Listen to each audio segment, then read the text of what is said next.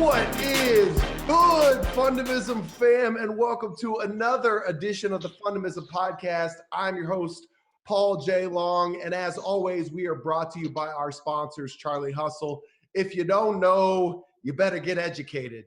Go to charliehustle.com. They're working on masks, they're working on shirts, they're working on all kinds of fun stuff. And if you don't have a Charlie Hustle shirt, you may want to swoop over to the pauljlong.com website, get your first ever What's Good Fundamism Charlie Hustle collab. You know, we have had some amazing and very intriguing guests in the past, but our guest today is a fascinating gentleman, one that I have only met in person once. He's the future king. He is the president. He is Reg Run, El Presidente, Reginald King. What's good? What's up, my guy? How are you? First of all, happy Sunday. Happy May. With everything going on, the fact that we're here May 3rd and we're up doing well, and we still got a job and a roof over our head says a lot about us as people and what we got going on. So you got to always give a shout out to that. For sure. I appreciate the blessings. Thank you very much. Happy May to you, my friend. We're kicking it quarantine style. So this is another Zoom interview. I prefer, as you do, based on what I know about you, meeting people in person. But nevertheless, we got to work with what we got. First question we start with every single guest, Reg. What do you do for fun? Man, so I got a lot of things I like to do for fun. My biggest hobby is one, just being around people, right? I love to go out. Love to scuba dive. I'm a big animal fan. Yeah, I'm a certified scuba diver. I probably know that, but and I love to hang with my girlfriend. That's probably my favorite hobby. We have some good times, working out together, taking walks. So, she brings out the romantic part of me. So that's another good thing. So I'm finding out who I am more and more. For sure. Introspection. That's what we all got to do. And you touched on something that really I noticed the first time I met you. So we got connected through a mutual friend.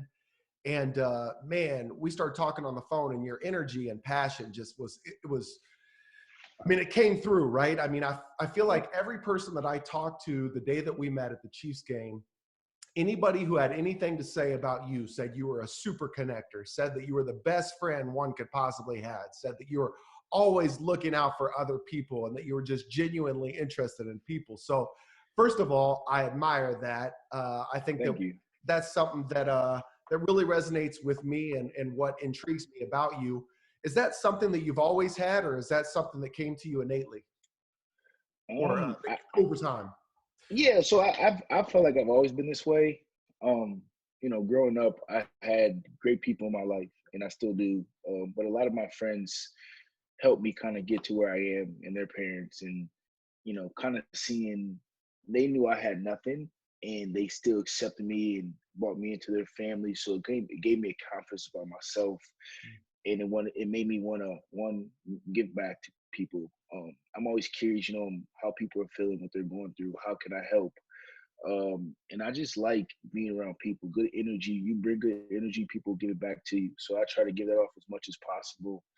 So it's just kind of been something I've always had, and I don't take it for granted at all. Like, my thing is that this is a gift, and I try to give back to as much as possible, right?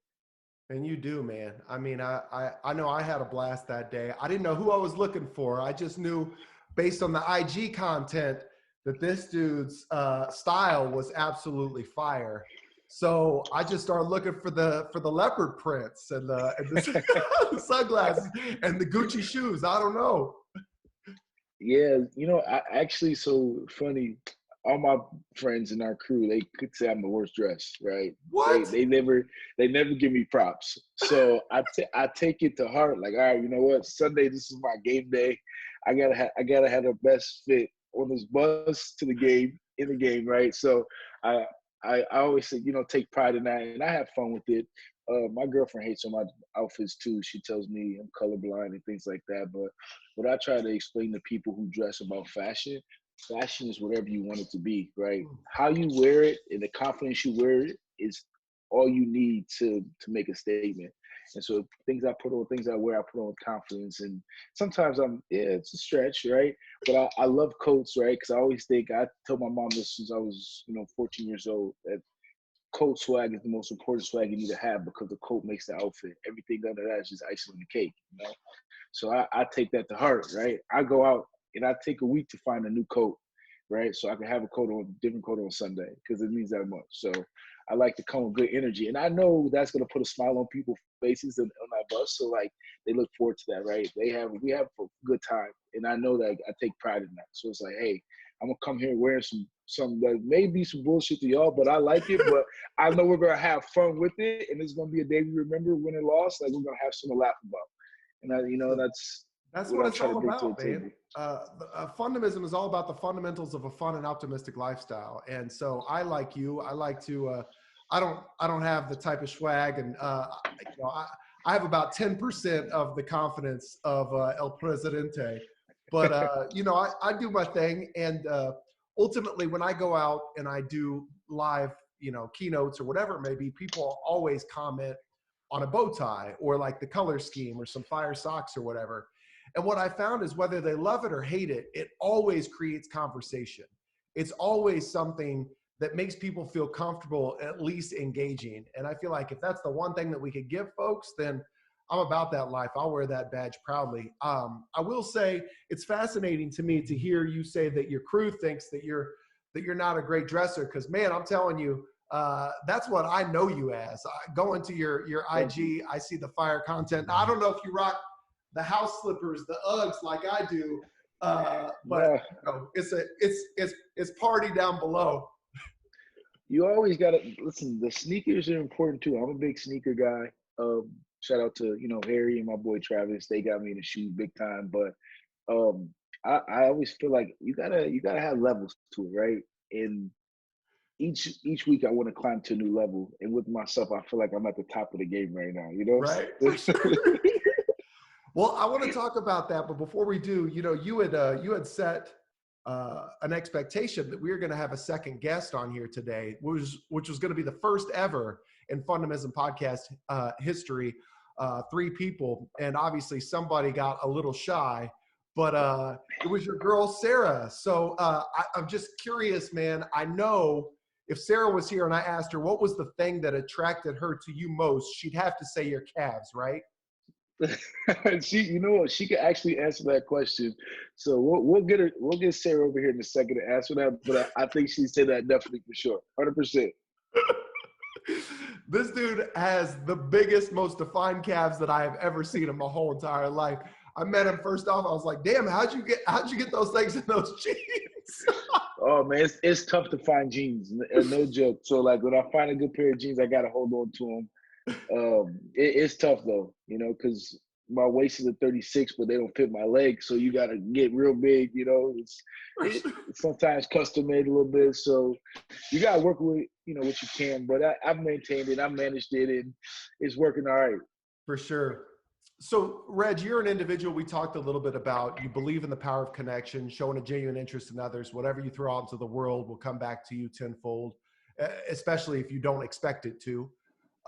You mentioned a little bit about some of the individuals in your life that kind of helped you get that way, that kind of welcomed you with warm and open arms. What kind of help shaped your perspective in this positivity and showering people with your light? So, third grade, I got taken away from my mother. We moved to a group home, and I started to notice, through this time, there's people in that group home who didn't have confidence. They didn't know who their family is. They didn't know certain things. So it kind of summed my situation up really quick. Like, hey, like I know who my mom is. I have great friends. I'm still going to school with the people. So it kind of gave me like, all right, you know what? Cherish these moments, cherish these opportunities, cherish these people. And so I would just try to find the good in every day. And I started noticing whatever problems I had wasn't big enough for the problems that other people had. Mm. So I was like, you know what? Like, who am I to be selfish in my way? And one of my best friend's dad, to this day, I still call him dad. And he just helped me slowly like build up this confidence in myself. Right? He would kind of tell me like, hey, listen, you're smart. These issues don't shape you, right? And I always noticed how he would help every other person out. It didn't matter what you had, whatever. Come to my house, eat dinner. Come play on this baseball team. Come play on this basketball team. So that to me was like someone I looked up to, And I was like, I need to be that person, right? I need to be a person who gives back, even if it's not material things or that I give back something to the world Mm. on a daily basis. And so I always tell myself, I try to make, when I walk outside, talk to strangers because you never know the story they have, and homeless people especially, right? Because you never know how I can change that person's day For sure. by just saying the smallest things. And I've been in that position. So it's like my family and my friends kept me afloat, and it's only right that I get back and try to help people out. And I feel like if just some days people may need to hear the "I love you" or "Hey, how are you today?" or small things that we take for granted. Some people will love, and it could change your life. So I kind of keep that in the back of my mind as I walk and I do certain things and I run into different people. It doesn't matter. Like, I love understanding, who that next person is or what they're going through, and trying to figure out what the best way is to help them. And you never know how many people's lives you can change by just talking to them or just giving them a smile or shaking their hand. So I just keep that in the back of my mind every day. It is criminal that we have only talked now 2 times because, I mean, I feel like you're my spirit animal. Uh, so I know you're into animals. Going back to what you just said, though, you just hit on, so fun to me is an acronym. The F is Okay. personal foundation, like consistent self-reflection, introspection. What skill set do you have? Where are your areas of opportunity? Always looking for ways to grow, develop, and get better, right? The U is Yep. what you just hit on, understanding others' perspectives. And we're all different, and we all have different stories, and we all got to where we are through trials and tribulations. And one of Absolutely. my favorite speakers back in the day, many people have heard me say this, but his name was Keith Harrell, and he used to say that coming up, his grandma used to always coach him. She said, "Honey, don't ever judge the face if you can't judge the heart. You never know where someone's been, and you don't know what they're going through." Growing up, grandma or somebody in your family gave you so many smiles. So if someone doesn't have one, you bless them with one of your own. So, Reg, Absolutely. whether it's you saying hello to a stranger or wearing a fire outfit or agreeing to do a podcast and specifically proactively reaching out after I asked you some time ago and I said, let's connect. And then you proactively reached out, which is unheard of, seems to be in this day of age, which I greatly No, appreciate. no, You seem to always. have a strong understanding of others' perspectives and what makes people feel special. So I admire that in you, my friend. Thank you. Thank you. Yeah, I try, right? My mom is a saint and she preached that all the time. And, so I just try to, as I want someone to treat me is, the way I try to treat others. And sometimes you just got to go above and beyond, For and that's sure. okay. So, kind of exploring your foundation a little bit, and I talked to you a little bit about wanting to discuss your come up just a little, and ultimately how you got to where you are today, which we'll get into as well. And you just made mention of your mother and being adopted, and so whatever you're willing to share, feel free to shoot it down if ultimately you don't want to talk about it. But I believe Uh, vulnerability is an amazing trait in individuals, especially to draw connection and reveal your genuine nature. Um, Absolutely. you said in the third grade that you were taken away from your mother. What, or if any, contact have you had with your mom since that day? So believe it or not, I'm very close to my family in Chicago, actually. I see them, I would say once a month, maybe once every other month. But we talk on a daily basis. Mm, Me and my mom relationship fluctuates a lot. Um, because one, I believe my adopted mother as my mom, right? And she doesn't take that lightly, right? She's like, I birthed you, but I kind of look at the person that made the most sacrifices as that one to be my mother. It's not taking anything away from her, but it's also showing my adopted mother respect that she needs to have. So, but our relationship is, I'm very close with my siblings. My biological mom is, we fluctuate. I care about her, but it's difficult, right? Because as a kid, you look at your mom as like your superhero. She's your everything, and when things don't go your way, and as you get older, you start to understand more. You want that person to change and get out of their ways and get out of their addictions and their habits. And when it doesnn't happen, it's kind of gives you this like failure. You know what I mean? Like you're like sure. disappointment, and it's like so. I kind of keep that in the back of my mind as I go every day as I go. And now listen, my mom was great, right? She did what she could do with 7 kids, and She was fantastic, and sometimes things don't work your way, right? Work out your way, and in the end, for me, it worked out in my favor, right? Which is great. But it's also a tough pill to swallow because it's like I have 6 other siblings, right? So I live 2 different lives, right? And people don't know that, but like I live my adopted family and then I have my biological family. So I live both of those, right? Because whatever they go through, still your siblings, so you go through that. You know what I'm saying? So it's there's good days and there's bad days, but like one thing I've always said is you find the best of every day, right? You find the positive in every day. So there's no such thing as bad days. So in that vein, because there's a lot of folks out there that have gone through similar situations or have been knocked down a peg or two, and I'm sure that wasn't the only time that you got kicked in the chest, right, or felt less than valuable at the time or whatever it may be. How do you personally get through these moments of challenge in your life? Uh, I just realized that as bad as I think my days are, there's someone else out there suffering a lot worse, and so it puts life into perspective for me. So I go through every day, and before I end my day, I try to find the good in that day. So I tell me this is the lesson I learned today, which is great, and this is why this is a good day, and then I kind of move on, right? I don't do too much of the letting things linger on and stay with me. If it's done, it's done. It's over. We got to move on, and that's kind of how I keep a positive attitude, is because I don't sit there and in my sorrows and think about, oh, this is what happened to me. This is what I could have done. It's like, all right, it's done. Let's move on. Hey, I'm great, right? I have a roof over my head.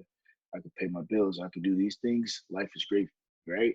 Even if I'm not where I want to be, or I'm not having the day I want to have, there's somebody out there who doesn't know where their next meal is coming from, who Sure. doesn't know where their child is, who doesn't know where certain thing is. They may be going through divorce, right? So it's like, who am I as a person to sit there and feel sorry for myself when I'm able to do what I want to do on a daily basis? It's not fair to the people that can't.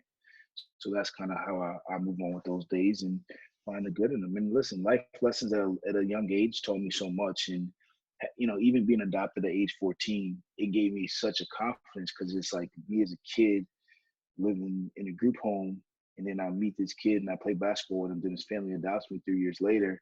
It's like she saw this confidence in me, and she believed in me before I believed in myself. And it's only right that I carry that belief that she gave me with me every day, right? That's the respect and the greatness that I want to show her, and then my mom.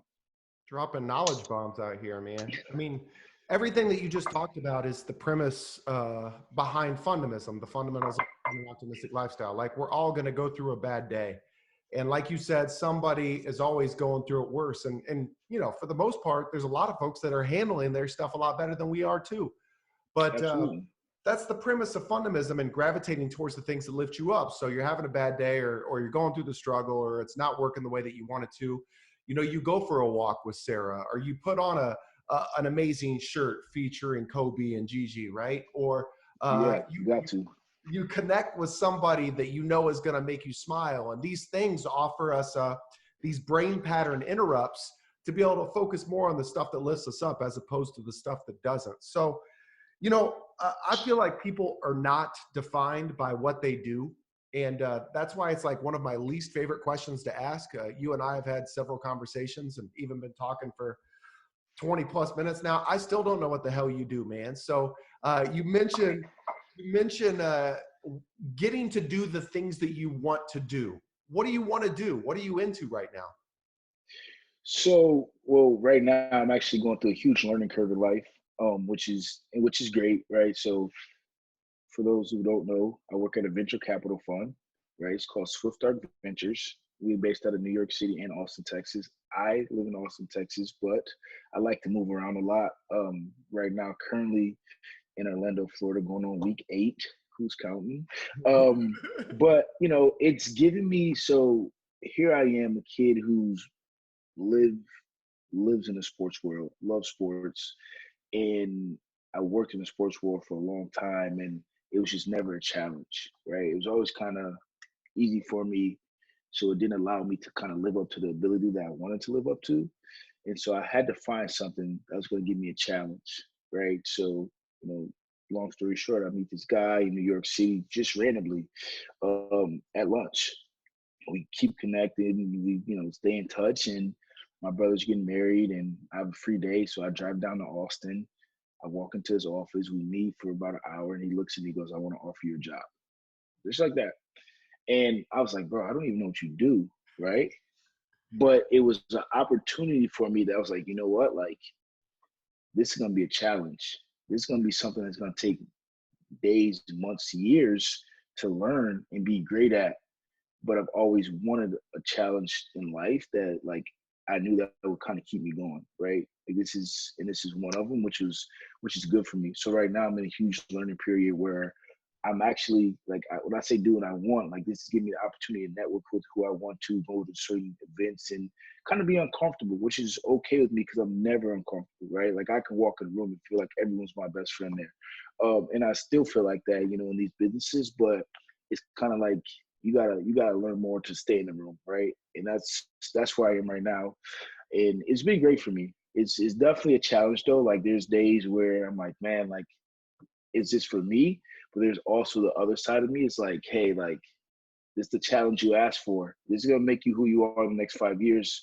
The good days, the bad days, the long days. Like this is what we need, right? Don't get so caught up in the right now, right? And so for me, I've always been about a bigger picture. And so whatever I think long term on everything, right? So it's nothing for me short term because short term satisfaction never works out. So my main thing is always long term, and that's kind of helped me get through my days, right? Because it's like, all right, well, I finished today. Let's go. What's for tomorrow? What's for the next day? What's going to happen this month? And obviously, when you see yourself progressing and learning more, you want to do more, right? So I've had the chance to sit in the room with some very fortunate people, learn about the business, the stock markets, the do's, the don'ts, the financial world. During this whole quarantine, it's locked me down. So I've been just kind of doing a lot of studying, looking at the trends of the stock market, listen to all these different phone calls with, JP Morgan, Goldman Sachs, CIBC. This is things that you see that you dream of where I'm coming from, right? Like as kids, we think of two things, like either I want to be an athlete or I'm gonna be an artist, right? And so to be able to go back to where I'm from and say, hey, I'm working in finance, I'm working in a venture capital fund. This is what I'm doing. This is who I'm meeting with, and see their faces light up, and it kind of gives them a sense of hope and to understand, like, don't let anything define you in the early ages of life. Like, just keep growing, right? You're gonna go through so many different paths and patterns and things that you don't want to do and things you do want to do, and it's gonna fluctuate. But at one point, like I always tell my brothers, it's kind of like life is like building a puzzle, right? Mm. In your early years, is kind of you're building your border, right? And then when you hit the 20s, you start working on the inside of the puzzle, right? And then it's gonna be one day when you find that puzzle piece and everything clicks. And it's about having like the greatest balance of life, right? And I always say that, like, it balances everything. You can't let the good days take over. You can't let the bad days take over. They just got to work themselves out. And for me, my brothers are my best friends, right? They keep me balanced. But even, when it came to Sarah, and I'm telling my brothers, like, man, like, I like this girl so much. I like this girl so much, right? Like, usually your brothers, they tell you what you want to hear. My brothers are like, all right, well, let's hold you accountable before this even happens, right? Like, do you have the balance you think you need to be the boyfriend to her that you think she wants? I'm like, no, not yet. He's like, all right, you're not ready. He's like, you got to prepare right now, today, as if she comes tomorrow. And she may come a year later. She may not never come, but you got to prepare as if she is. And so I had to find that balance, right? And it's helped me, have more good days than bad days. Hey, Reg, that is powerful. Hearing you talk about Sarah, I mean, I'm kind of an emotional dude. I'm getting teared up. But man, that's like, how old are you, if you don't mind me asking? Sorry. 30. But to have And that kind of insight at 30, right? And to be able to understand the importance of yourself and balancing your life, to be able to give what you need to make somebody else happy and whole, is absolutely amazing to me. And that's awesome that you surround yourself with the right people that will help support you in that task or that vision. So it sounds like Sarah's very lucky. You had, when you as are you, obviously. I know. absolutely, Listen, yeah. we Listen, know we know that Sarah is the one that makes the world go round. For sure. You hit me up and you said that you wanted her to get more comfortable talking in front of cameras and talking, to people and stuff like that. I mean, that says a lot about you. So, man, keep up the good work in that aspect. You talked about being uncomfortable, and there's not many times that you feel uncomfortable, but you know that you grow, and as it does all of us. When was the last time, like, what was the last moment that you truly felt uncomfortable? Uh, Believe it or not, I was 14. 14. I was 14, and this is outside of work because I don't think I'm not uncomfortable at work. It's just that I don't know everything I want to know, so sometimes I'm hesitant. But like the last time I truly like, and it's funny because my girlfriend actually asked me this the other day. But I think I was in the courtroom getting ready to finalize my adoption, and I remember me and my brother were sitting in the back on the left side of the courtroom. My mom's up front. She's talking to her, and we're in courtroom in. And that was about the last time I felt like uncertain about somewhere. I was so uncomfortable. My hands were sweating, and I was nervous. But after that, I don't feel comfortable because I've always said, like, whatever's gonna happen is gonna happen. You can't control what's gonna happen, right? All I can do is be the best person I could be every day, and everything else will play out the way it's supposed to play out. Right. So there's no point in me being nervous or hesitant about something, right? Because if I like her, tell her. What's the worst she can say is no, right? And she says yes, it works out my favor. She says no, come back 2 months later, 3 months later, try again, right? There's nothing you can't have in this world, right? And I know that's like a cliche thing, but I've seen it happen. I've visualized a lot of things. I've visualized a lot manifesting, and there's, if you want something, there's ways to get it. Now, it might not come when you want it or when you're ready for it, but if you prepare for it early, it'll come late, right? And when I mean late, I mean right on time when you're supposed to have it. Right on so time. I've always been that way. Like, you can't control outcome, right? I can. That's it, right? The one thing I can control is my action and how I go about doing it, and from there, things will play out how it's supposed to play out. Reg, you're a good ass dude, man. I'm hyped. Like, I just want to keep talking. So what you just said kind of goes back to, my fourth podcast guest ever was our mutual friend Travis Kelsey, and he kind of hit on what you just said. He said, "Man, there's so many things outside of our control." Like he said, when I was going through the struggle, when I was getting in trouble in college and stuff like that, it wasn't the people I was hanging around. It wasn't my coaches.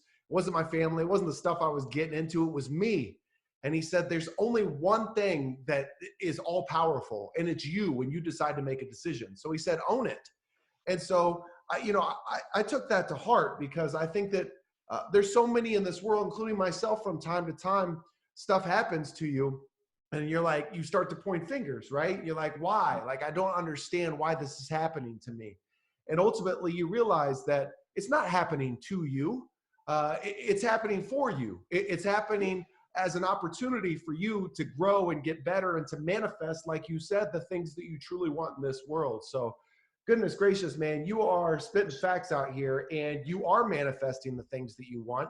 I see you on the gram. You went to a party last night. I think you're still hungover right now, which I appreciate you being a gamer. I don't get hungover. I don't get hungover. That's because you never stop being drunk. No, I've done this enough in my life to know how to. I got a good balance to it, right? But I figured it out, right? I've done it a lot, so I kind of got it under control right now. I've had some bad days. Now listen, I'll tell you what. I was at Sarah's birthday in New York, so I remember specifically we were playing the Texans.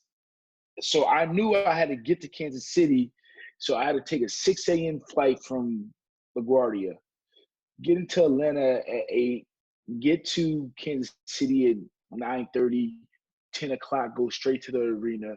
Oh, you're right, because I do help Trav out on his game day, so I'm always there to kind of make sure everything runs smooth so he can do whatever he needs to do on the field.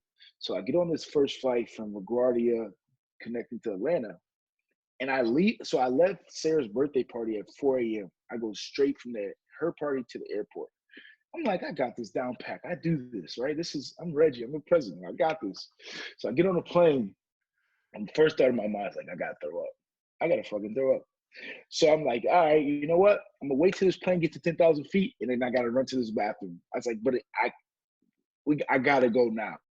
So I'm in the bathroom. I'm looking in the mirror. I'm putting water on my face. I'm trying to give myself this pep talk, like you will not throw up, Reggie. You are not gonna do this on this plane. Like you're gonna wait.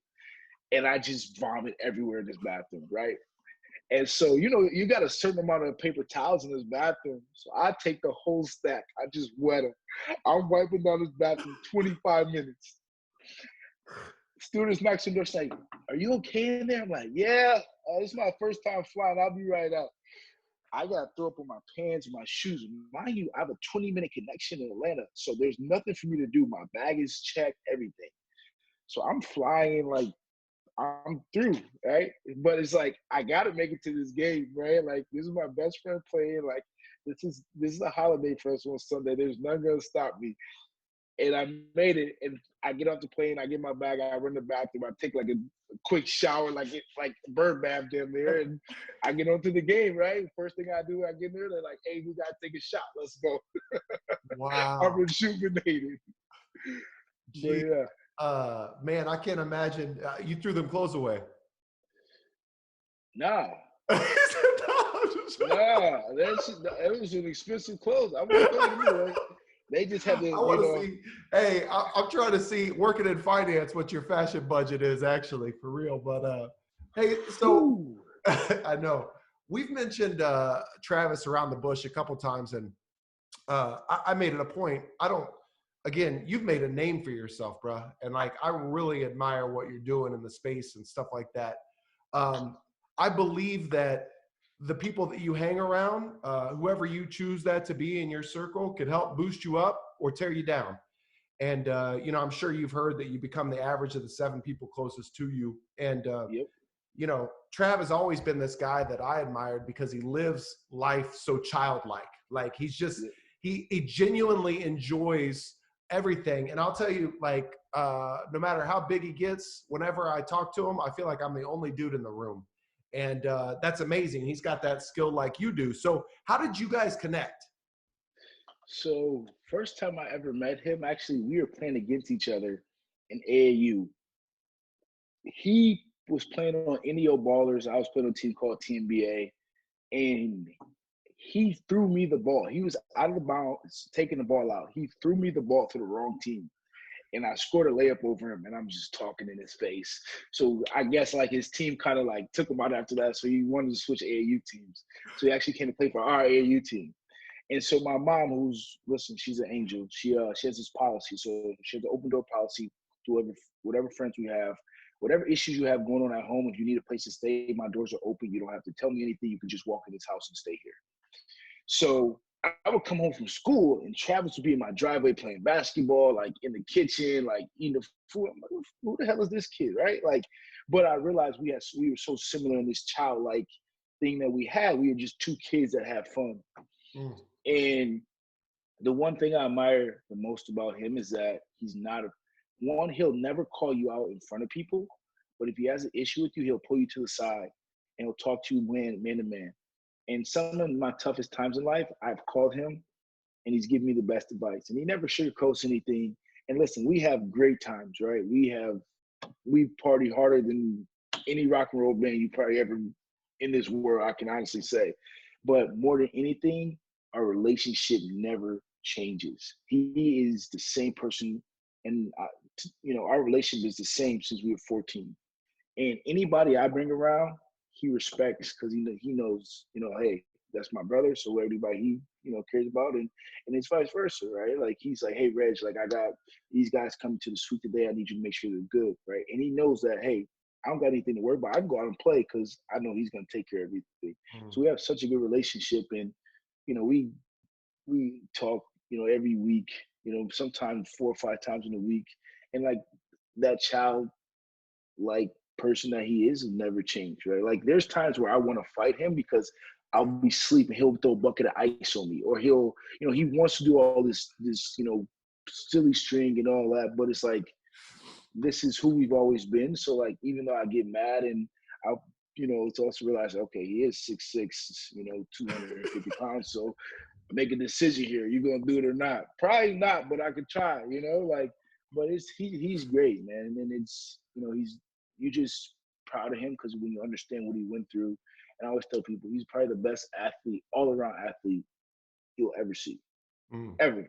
mm, Like I'm talking about from hockey, cross, football, basketball, golf, best. mm. I'll put my money on him every time, right? But I love how one, he don't let fame get to his head, and two, that he always keeps it honest, right? If I call him for advice, he doesn't tell me what I want to hear. He'll straight up, Lou, you're wrong. Go fix it and call me back, right? For And you sure. need that friend, right? We all need that. We all need that person that's gonna hold us accountable. We all need that person that's gonna love you. You know that loves you and has your back at any time, but at the same time, it's not a yes man. For sure.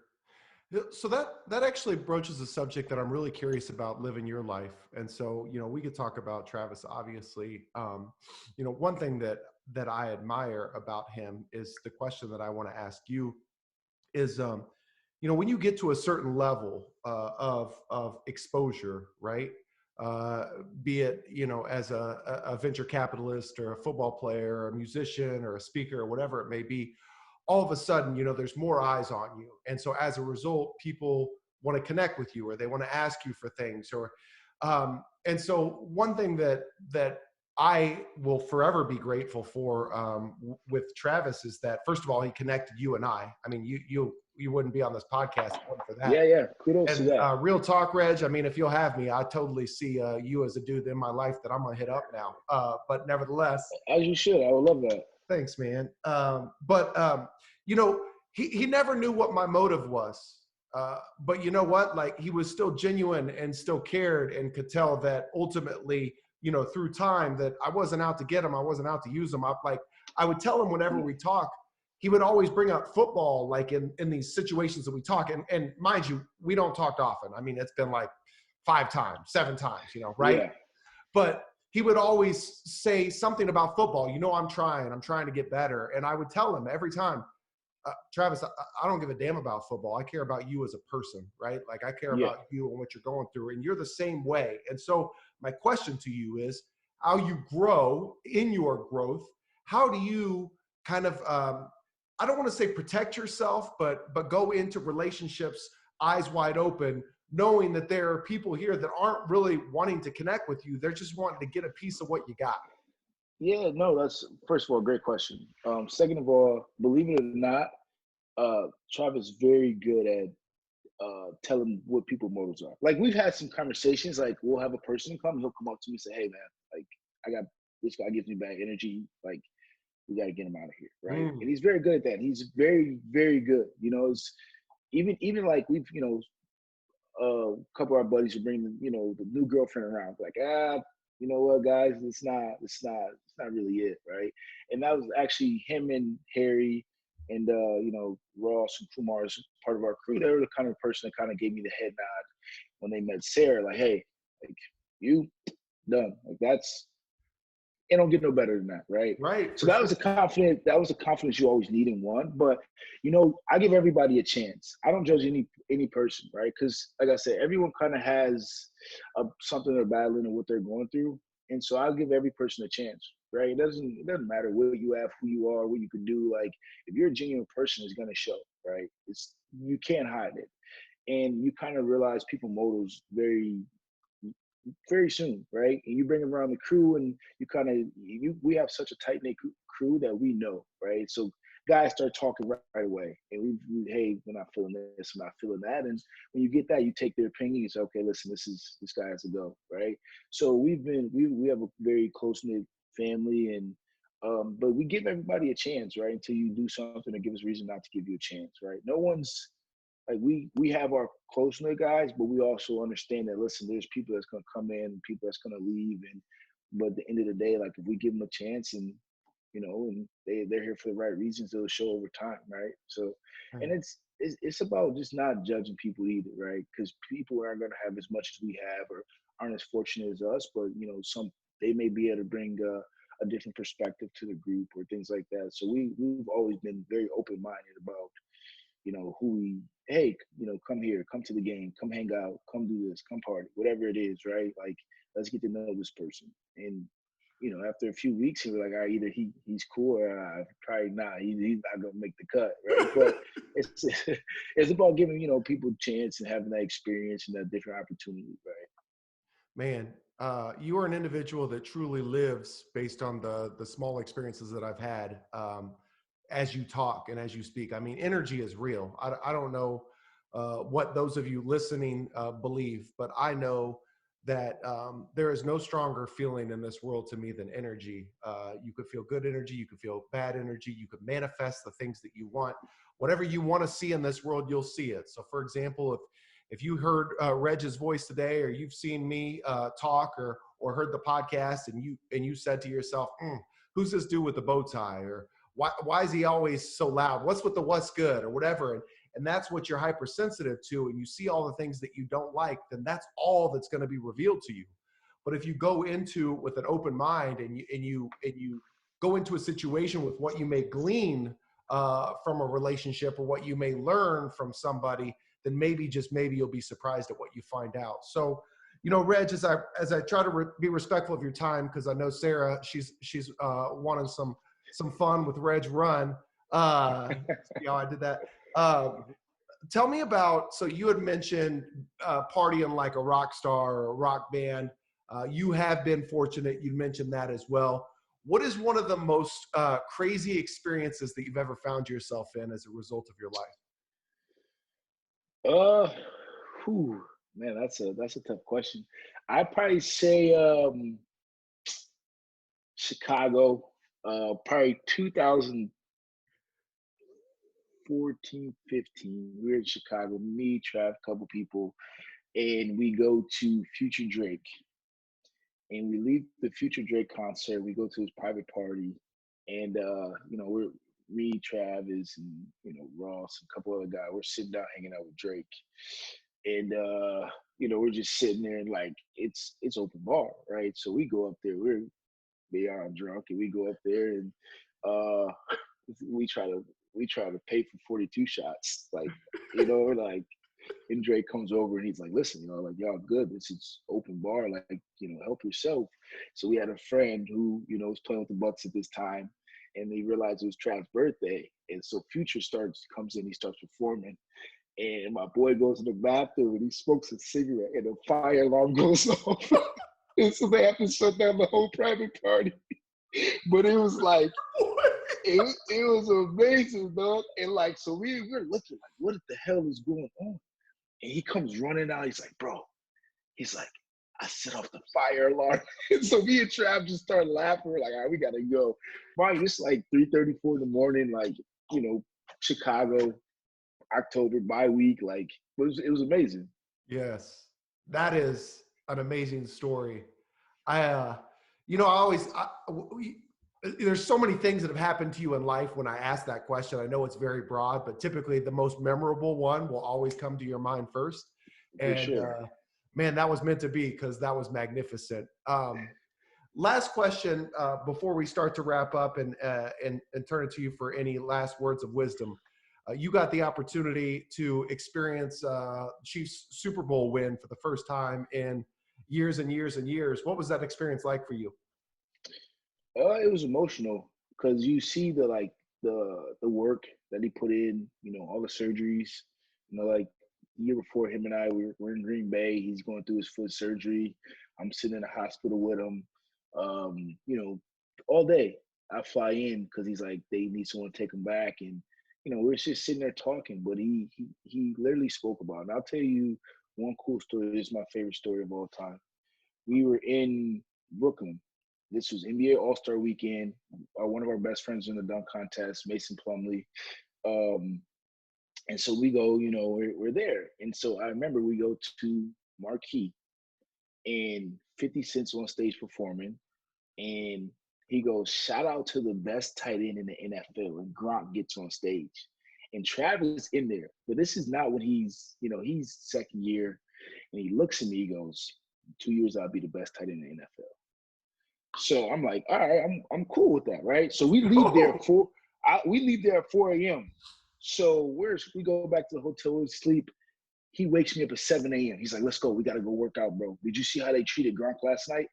I said, hold on, I'm not in the NFL, bro. Like, this ain't got nothing to do with me. He's like, no, but you here with me. You gonna be here? Let's go. So we go work out.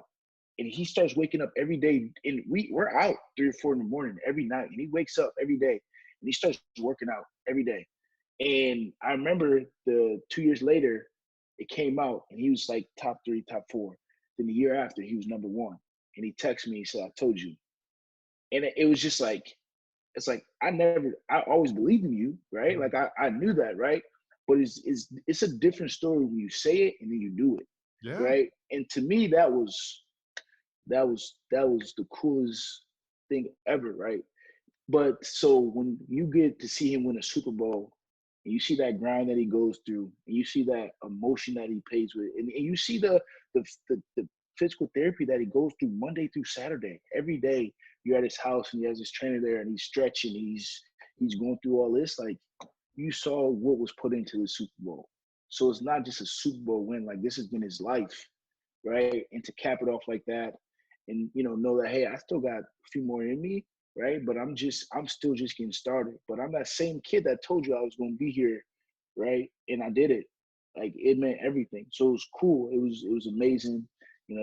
Throughout that whole week, kind of being in Miami, doing the lunch and the breakfast with him, and just kind of seeing how his routine never changed. And he just was so calm, and you knew that, like, hey, you know what? This is he's gonna win because he's done everything right that he needed to do.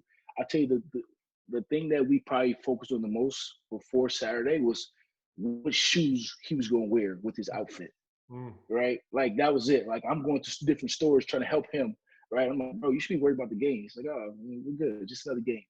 Right? But that's just the type of person he is. Right? He's calm. Like so to see his dreams come true, and him to talk about it, and to see the steps that he took, man, it was amazing, right? And he deserves everything that comes his way.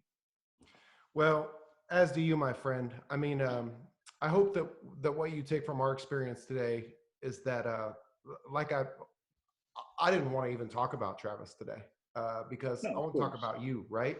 But you just showcased exactly why you're a great friend, and everybody that I talked to said Reg is the person that you need in your life, because you took an opportunity, as the question was posed to you, what was the Chiefs Super Bowl experience like?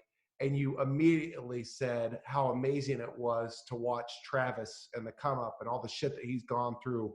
And it just says a lot about you, man. And I want to tell you, you know this at the bottom of your heart because you live it, but never underscore the value that you've played in not only Travis's but other people around you's development. Because the one thing that I've learned, especially trying to grow a business in the speaking world, is it's lonely, bro. Like it's like I'm trying to grow a business, and like I'll feel like I'm doing the damn thing, and then I'll look out and I'll want reassurance that I'm headed the right direction, and it's just me. And so it's constantly me trying to talk myself up or convince myself that this is the right move or whatever it may be. And when you have somebody like a Reg, like a Travis, like all the friends that you guys got in your clique, like Ross, all these folks, man, it's something magical. And don't underscore the value that you have in building people up around you. So hey, in closing, any mantras or philosophies or speakers, things that have really resonated with you throughout the years that kind of help get you through or stay on track with what you're trying to do? Yeah, so honestly, my mom is number one. My mom is the person that builds me up. She's the person I cry on. She's my everything, right? So she keeps me very humble, right? She keeps me, but she also gives me the confidence to get through my day to day life. When I have bad days, I call her, and she tells me what it is, right? And the best thing about her is that she's my best friend and she's my mom. So I can, we have a very great relationship. My brothers are fantastic. They have been people who, since I was 14 and I was this kid who didn't know how to study, who barely knew how to read, who barely knew how to do the right things in the everyday life. They were the people that helped me walk through that, right? Even though they knew I struggled, they gave me that confidence and they helped me get to A to B and things like that. And they seen the confidence when you realize that people believe in you. It just gives you a whole like different aura about yourself. Like you believe in yourself more now. you want to do more because you want more people to believe in you. And it's just my family, both sides, have been great to me. They believe me. Sometimes they tell me, like, my mom always tells me, like, you'll be the biggest person in the world one day. Like, she's like, and I truly believe that. Like, and she says that with like no issues. So it's kind of like, right? hold on, mom. Like, you see some shit in me that I don't see. So like, I gotta start believing what, you know what I mean? But so like, on those days where I want to give up and all that, it's like, that gives me extra strength, right? So it's just things like that. Knowing where I came from, knowing where I am, that gives me a drive and a motivation to keep going every day. Great friends around me, like, to me, it's all about the people around me that's in my life. That's who I give the credit to. Because I'm nothing without them, right? And I'm still learning who I am, how to do certain things, how to be organized, or how to be, a better person on a daily basis, how to be a better son, how to be a better boyfriend, like everything, right? So for me, my learning never stops. But the people around me hold me accountable. They give me the courage and the energy that I need so that I can be better in those areas. I love it, man. A lot of folks are driven by quotes or, pastors or faith or, politics, whatever it may be. What I heard you just say is when you're present and you're looking for the good in people and you surround yourself with the right people, then ultimately that fire is lit for you because you want to thrive, not just for yourself, but to help support those Yeah, others and prove them right. So, for man, everyone, for everyone. for everyone. Reg Run, if somebody wants to learn more about El Presidente, where do they go? Man, you can definitely go to my Instagram, even though that's more of a fun, that's more me just being the president, having fun. I like to change my nicknames up every once in a while. Listen, I got a different nickname every day for my girlfriend. She looks at me, she's like, what? But this week is Rose, but the president definitely stays. But no, listen, I'm an open book, right? And I've always feel like I've been through journeys and different good times and bad times in life, and my goal is to share those times, right? Because it's not where you start, right? It's where you finish. And if you were looking at third grade or fourth grade Reggie, like, I was a angry kid who didn't understand the world, right? I felt like I was dealt the wrong cards. I felt I was a victim to myself, to people that was around me.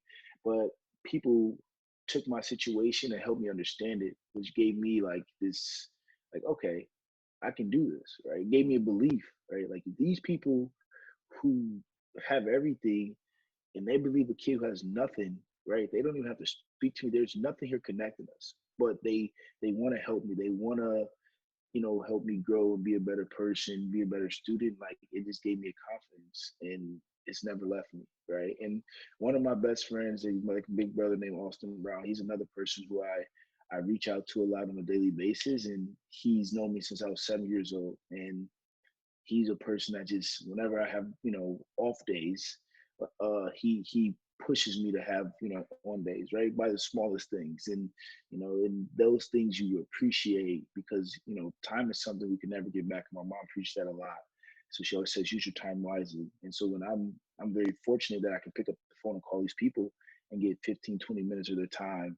And that just says a lot about, one, your relationship, but two, about the people that are around you that are willing to cut their days short to talk to you and help you through those problems, right? So I kind of want to reciprocate that to other people and give back to those people that are less fortunate, that need me in a different way, or lost in life, or have no idea. When, listen, I don't have all the answers, believe it or not. I learn on a daily basis, and I'm still learning, but I've been through enough to I can point you in the right direction, right? But at the end of the day, I need someone to point Reggie in the right direction also. And I have those people around me. So it comes back full circle. Well, listen, I am certain that somebody listening to this podcast, I know I have, had learned a lot from you. Insightful, articulate, positive, and the energy was real and ultimately fun. So, Reggie, we greatly appreciate you being on here, man. You delivered. I greatly appreciate you taking the proactive approach and reaching out to make this thing happen. Go out and have some fun today. And you, as the podcast listener, thank you very much for your support. Fundamism would not be what it is without you. So we greatly appreciate you tuning in. As always, go out and have some fun today and create some fun in the lives of others. Until next time, we'll catch you on the flip side. Deuces. Peace. Thank you for having me, my guy. Have a great Sunday. You too, brother.